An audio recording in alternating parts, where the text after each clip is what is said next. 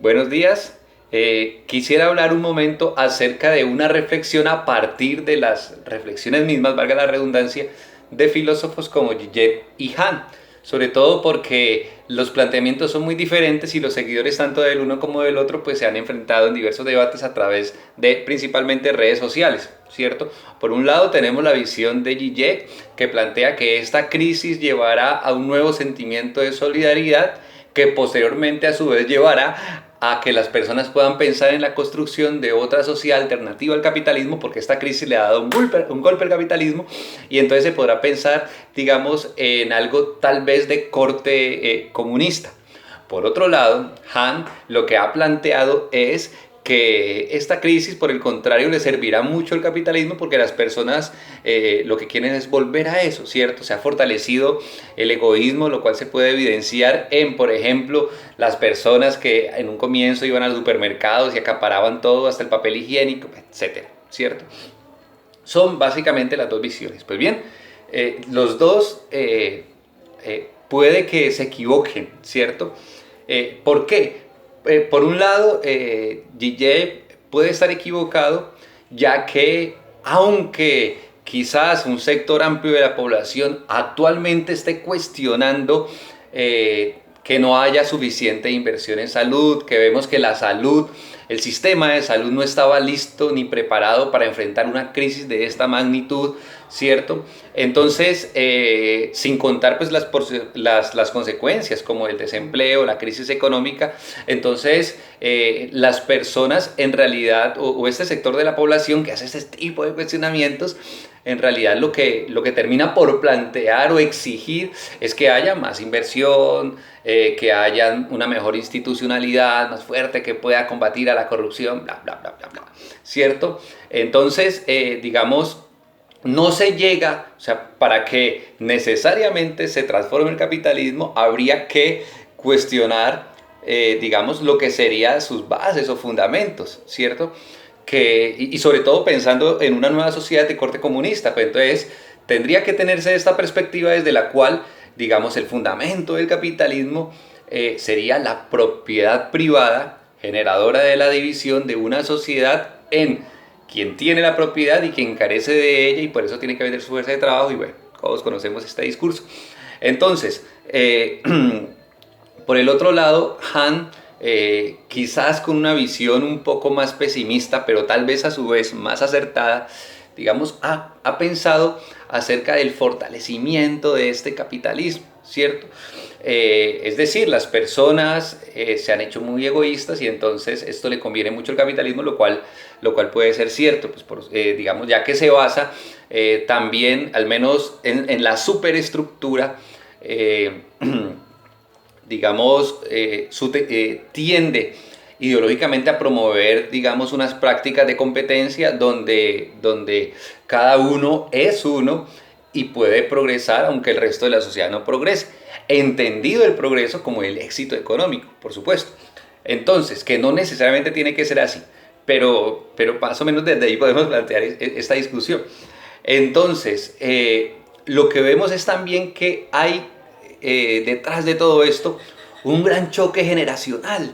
Es decir, hay personas que anhelan esa vuelta o ese fortalecimiento de la institucionalidad, algo fuerte que pueda organizar y ordenar a la sociedad, ¿sí?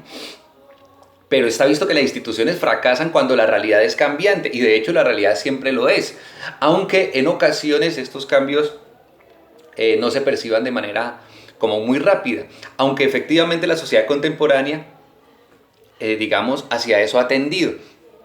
Entonces, no podemos decir, en mi opinión, que el coronavirus ha generado un cambio grande, pues, respecto a un mundo que venía de una manera y ahorita está de otra. No, por el contrario, el coronavirus lo que ha hecho es acelerar una tendencia que ya provenía desde las sociedades disciplinarias de las que no habla Foucault, digamos, hasta las sociedades de control de las que nos hablaba Deleuze. Entonces, o sea, vamos hacia ese aislamiento cada vez, digamos, más extremo y el coronavirus lo que ha hecho, la pandemia lo que ha hecho ha sido acelerar justamente ese proceso. Ese proceso se ha visto acelerado, entonces las personas cada vez, digamos, se aíslan más, mediadas por herramientas tecnológicas que, digamos, eso ya haría parte de otra discusión, pues, que podríamos pensar si estas realmente reemplazan, digamos, el acto comunicativo con la presencia del otro. Si efectivamente estos mecanismos, pues, bueno, sirven para eso, pero ya como decimos, es otra discusión. Entonces, todos estos cambios, digamos, las personas inciden en ellos dependiendo de la manera como crean que pueden incidir en ellos o si se sienten en la capacidad de hacerlo. Pero detrás de todo esto está la percepción del tiempo.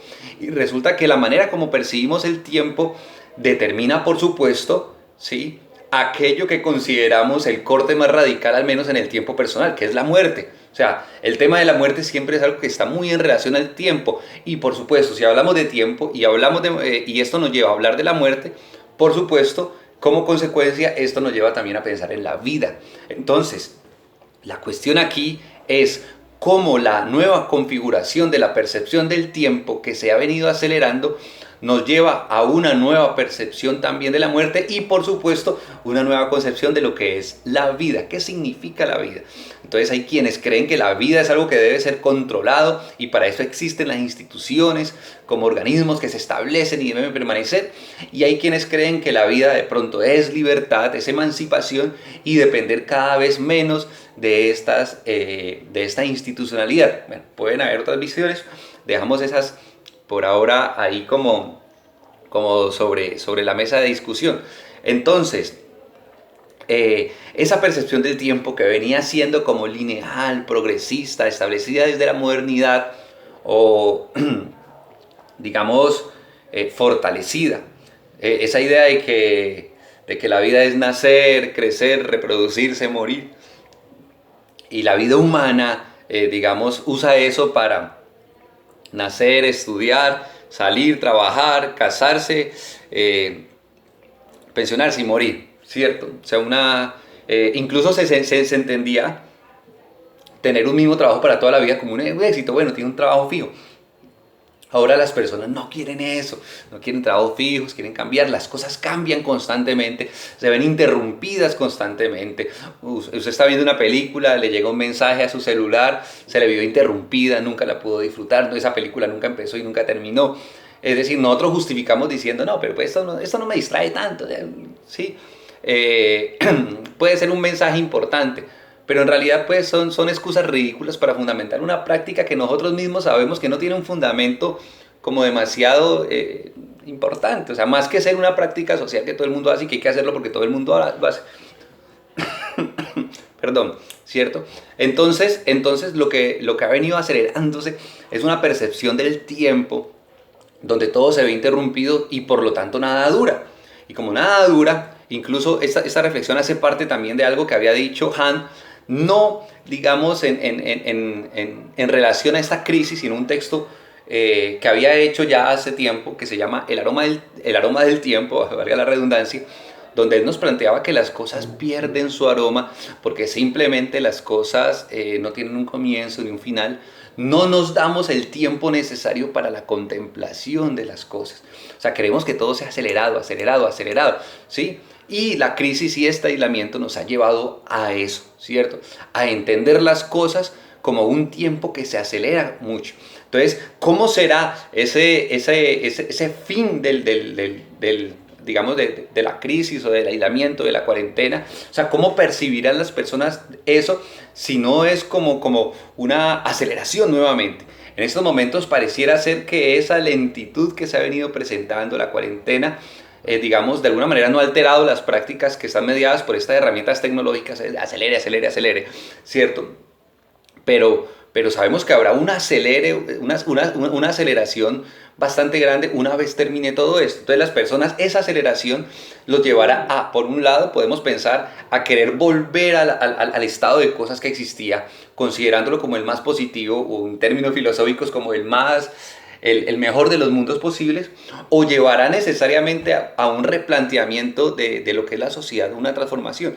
Y en este caso va a depender mucho realmente de lo que nosotros consideremos que es qué es la vida. Y la vida es un concepto que lo damos por supuesto, suponemos que es algo valioso, jamás nos preguntamos, digamos, a profundidad realmente qué es este concepto, a qué nos referimos con vida. ¿Es realmente vida una vida sometida bajo el control de la institucionalidad? ¿El ser humano realmente siempre ha de necesitar ese organismo de control que le diga qué hacer? ¿O por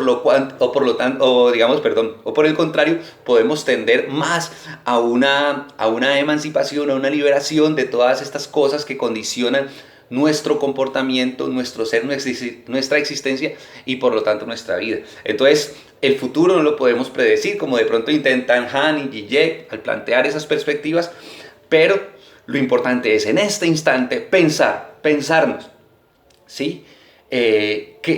Si podemos incidir realmente en esa transformación y de qué manera hacerlo.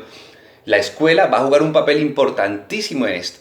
Entonces, esta nueva percepción del tiempo, un tiempo fragmentado donde nada comienza, nada termina, no debe llevarnos a volver a pensar ese tiempo lineal donde todo está preestablecido, sino que ahora habría que pensar de qué manera articular esos fragmentos de tiempo, esa atomización del tiempo, ¿cierto? Que parece haberse desprendido en múltiples partes, cómo podemos articularlas para dar una nueva configuración de sentido que no sea necesariamente lineal, sino que sea amplia, grande e incluso hasta monstruosa. Dejemos de tenerle miedo al monstruo y seamos nosotros el monstruo.